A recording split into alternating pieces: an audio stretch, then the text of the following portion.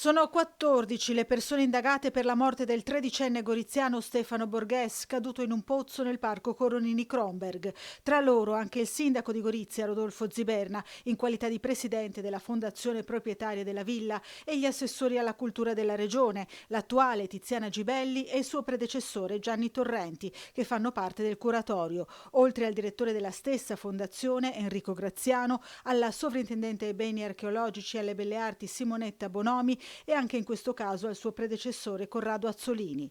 Anche gli altri componenti dell'organo di gestione della fondazione, attuale e precedente, sono stati raggiunti da avvisi di garanzia che la Procura Goriziana ha notificato tra ieri e oggi. Si tratta di Marco Menato e Raffaella Sgubin, Maddalena Malni Pascoletti e Maurizio Boaro, Emanuela Uccello e Bruno Pascoli. All'elenco si aggiungono i due educatori, Gabriele Brumate e Andrea Gaudenzi, del centro estivo che Stefano stava frequentando quando è accaduta la tragedia.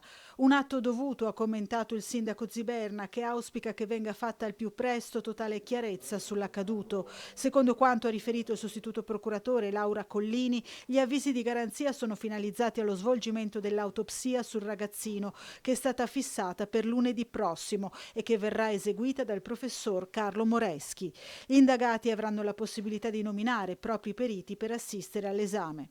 Il parco della tragedia continua a restare chiuso, così come transennata l'area del pozzo di 30 metri che ha inghiottito il piccolo Stefano. Le indagini si concentrano in particolare sul disco metallico che ne copriva l'imboccatura e che avrebbe dovuto evitare proprio la tragica fatalità che invece si è verificata.